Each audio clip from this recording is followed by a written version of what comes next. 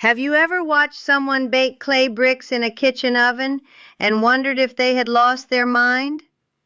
Have you ever seen a grown man place 3 terracotta flower pots over a single candle flame and nod slowly, as if that small orange glow contained a secret that the whole power company didn't want you to know about? I have. I watched my father do it. I was 7 years old, and the snow outside our window in western Pennsylvania was already knee-deep by noon on a Tuesday in January, and it was still falling. That winter the grid went down, not for a few hours, for 11 days. The utility trucks didn't come. The neighbors huddled in their cars with engines running, burning through their gas just to keep warm. And my father, a man who had never once in his life called a repairman for anything, just looked at me over his reading glasses and said, "Come here, girl. Let me show you something Doña Benedita knew in 1950 that nobody wants to remember today." I am 65 years old now. I live in the same state where that blizzard buried us, and I have not paid a meaningful heating bill in over a decade. Today I am opening her notebook. My name doesn't matter. What matters is that I grew up in a house where the walls were thick with old knowledge, and where a crumbling leather-bound notebook sat on the mantel above the fireplace like a second Bible. That notebook belonged to Doña Benedita, my father's grandmother, a woman who survived 2 world wars, the Great Depression, and 40 winters in a farmhouse without central heating. She wrote everything down, every trick, every shortcut, every hack that kept her children from freezing when the coal ran out or the woodpile was low. Her handwriting was small and careful, and the pages smelled of wood smoke even decades after she stopped cooking with fire. My father inherited it, and on the night the grid went down for 11 days, he pulled it from its place on the mantel, opened it under a candle, and started reading. I want to tell you about that winter because I think most people today have forgotten what cold really is. They turn a dial and expect warmth to appear. They pay $150, $200, $300 a month for the privilege of staying comfortable, and when the bill comes, they just sigh and write the check, because they don't know any other way. I was the same, for a while. When I moved into my own house in my 30s, I did what everyone does. I set the thermostat. I paid the bills. I shivered anyway because the drafts were terrible, and the heating system wheezed and groaned and still left cold pockets in every corner. It wasn't until my father handed me a photocopy of Doña Benedita's notebook the week before he passed that I remembered the 11 days and started paying attention again. The blizzard that hit us when I was 7 began on a Sunday evening. By Monday morning, the snow was against the windows. By Monday night, the power went out with a sound like a distant gunshot, and every light in the neighborhood vanished at once. My mother lit candles. My father went to the basement and came back with a cast-iron fire poker, the same one I keep beside my wood stove today, and a stack of old newspapers. He was not panicking. He was moving with the calm of a man who had expected exactly this. He stuffed newspaper into the gap under the front door first, then the back door.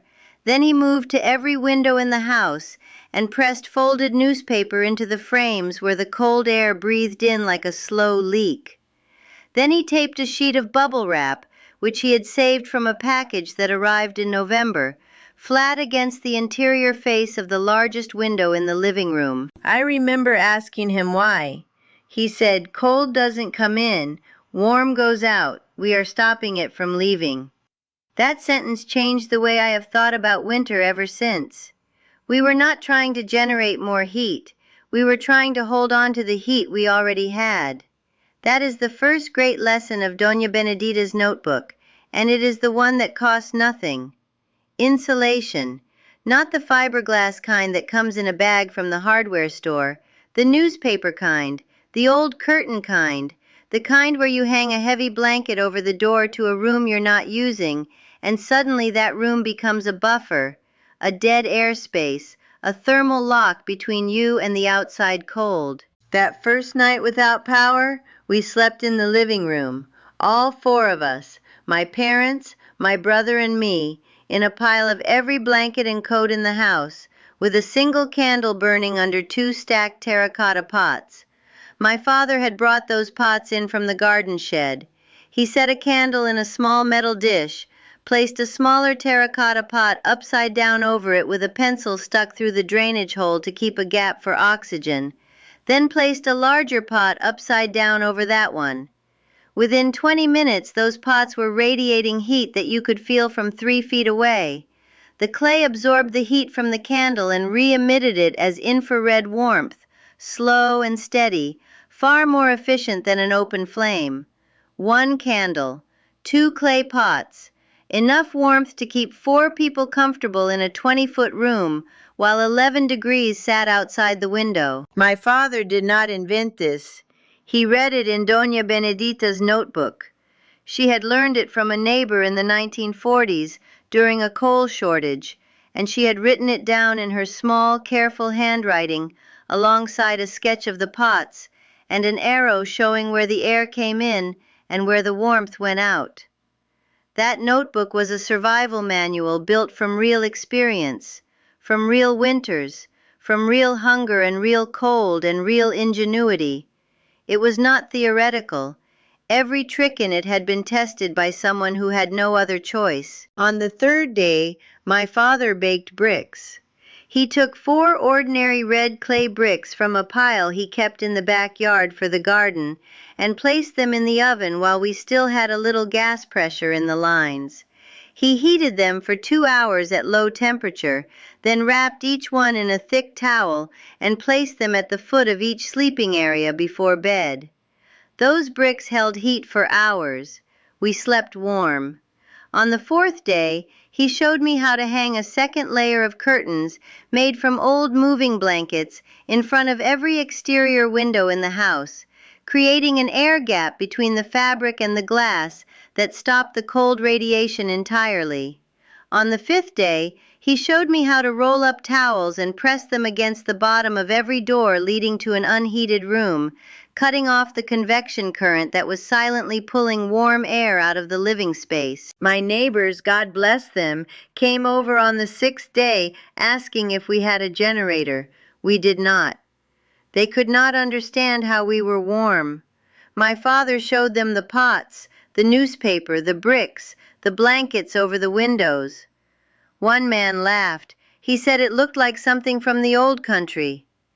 My father smiled and said yes, it was, and those people with their smirks went back to their cold houses and their dead electric heaters, and we went back to our living room that smelled of wood smoke and candle wax and old newspaper, and we were warm. Now I want you to stop for just a moment, because I need to tell you something important.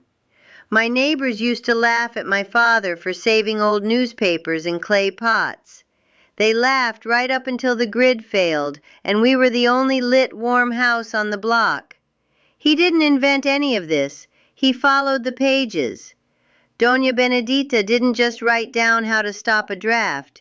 She wrote down how to survive when the system abandons you. And I see so many families today, terrified of their heating bills, afraid of a bad winter, dependent on a grid that can fail at any moment. So I decided to do something. I gathered all of her exact tricks from this notebook, every zero-cost heating secret, every winter survival recipe, every forgotten home technique she recorded across decades, and I put it together as a little digital gift for you. I left it down in the pinned comment. Go get it. Let Doña Benedita keep your family warm this winter. Because now I want to tell you about the tinfoil behind the radiator and what she wrote about the walls that breathe. 1 sheet of aluminum foil placed behind a radiator or a wall-mounted heater reflects heat back into the room instead of letting it absorb into the cold exterior wall. This sounds almost too simple to be true. It is true. The heat that normally seeps through the wall and disappears into the frozen air outside gets bounced back at you, warming the room with energy you have already paid for. Doña Benedita wrote it in 1952. I have it on every exterior wall radiator in my house. It costs nothing. You buy aluminum foil anyway. And in combination with the newspaper on the drafts and the terracotta candle heaters for the rooms you use most, you create a thermal environment that is fundamentally different from a house that just relies on the furnace to fight the cold. On the 7th day of that blizzard, my mother made a pot of bean soup on our gas stove. She kept it on the lowest possible flame all afternoon, and the steam from that pot warmed the kitchen several degrees above the rest of the house. Cooking is heating. It always has been. One of Doña Benedita's most repeated pieces of advice in that notebook was to cook hot, wet food in winter. Not sandwiches, not cold salads, soup, stew, beans slow simmered for hours. The moisture in the air from cooking raises the apparent temperature, and the act of eating dense, calorie-rich food raises your own body temperature from the inside.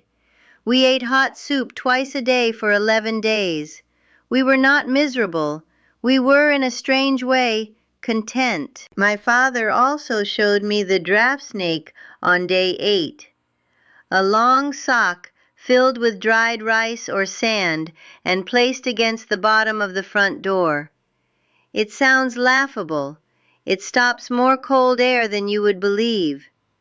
The door gap is one of the single largest sources of heat loss in any house, and a stuffed sock costs nothing and takes 3 minutes to make. Doña Benedita had 3 of them. She called them her door guards, and she made new ones every few years from old stockings that had gone to holes. I still have one. I make them for my grandchildren now. On the 10th day, the power came back. The lights flickered on at about 3 in the afternoon, and the neighbor children cheered in the street. My father looked up from the notebook and smiled quietly and said nothing. That night, after the heat from the central system had made the house warm again in its modern way, I asked him if he was glad the power was back. He thought for a long time. Then he said, "I'm glad for your mother's sake. But we didn't need it, did we?" It was not a question. I have thought about that sentence for 58 years. We didn't need it. That is the inheritance Doña Benedita passed down. Not a trick with clay pots, not a newspaper stuffed in a window frame. The real inheritance was the knowledge that warmth is something you create with your hands and your attention, not something you purchase. It lives in the way a room is sealed, in the density of the curtains, in the weight of the blankets, in the smell of the soup on the stove, in the unhurried confidence of a man who has read a small notebook and understood that the cold is not his enemy. The cold is just weather. The enemy is forgetting. I am 65 years old, and I have not been cold in my own home in many years. Not because I have money for a high heating bill, but because I remember. I remember the terracotta pots, the baked bricks, the newspaper in the frames, the aluminum foil behind the radiator, the blankets hung over the unused rooms, the draft snake at the door, the soup on the stove for 7 hours. I remember my father's voice reading from that notebook in a candlelit living room with snow against the windows. And I remember understanding, at 7 years old, that the people who are truly warm in winter are not the ones who pay the most. They are the ones who know the most. That knowledge is yours now. Doña Benedita wrote it down so that no one she loved would ever have to be cold. She loved you too, even before you were born. The notebook is waiting in the pinned comment. Take it. Use it, and the next time the grid goes down and your neighbors are running their engines in the driveway, light a candle, stack 2 clay pots, and be warm. There is one more thing I want to tell you about before I close. Something Doña Benedita wrote near the back of that notebook. in a section my father called her philosophy of the cold. She wrote, in her small, careful hand, that a house is not a building, a house is a body, and like a body, it bleeds heat from every gap, every wound, every place where it has not been tended. Her job, she wrote, was not to fight the cold. Her job was to tend the house, to patch its wounds, to listen for the places where the wind could be heard moving through the walls, and to press her hand flat against the surface and feel where the cold was coming through, and then to stop it. She approached her house the way a doctor approaches a patient, with attention, with gentleness, and with the understanding that every symptom has a cause. The draft from under the kitchen door was not a mystery, it was a wound. The cold corner in the bedroom was not bad luck, it was a failure of the curtains, or of the baseboard, or of the old newspaper that needed to be replaced. Every problem had a solution, every solution was free. What was required was only the willingness to pay attention and the knowledge of what to look for. My father understood this. He had been taught it the same way he was teaching me, in a candlelit room during a crisis, with a notebook open and the wind howling outside. And I understood it too, even at 7. I understood that the house we lived in was alive in some way that had nothing to do with electricity or gas. It was alive because my father knew it. He knew where it leaked. He knew where it was strong. He walked through it every autumn before the first cold, pressing his palms against the window frames, checking the door seals, touching the walls in the corners where moisture could gather and weaken the insulation. He was not a rich man. He could not replace the windows with triple-glazed glass or pour new insulation into the attic. But he knew the house, and that knowledge was worth more than any amount of money spent on systems he did not control. I want you to know your house the way my father knew ours.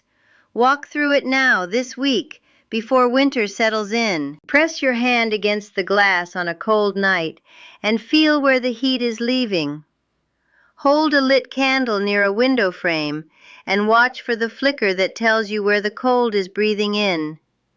Know where your house bleeds, and then stop the bleeding. It will cost you nothing but time and attention, and that, Doña Benedita always said, is the greatest warmth of all.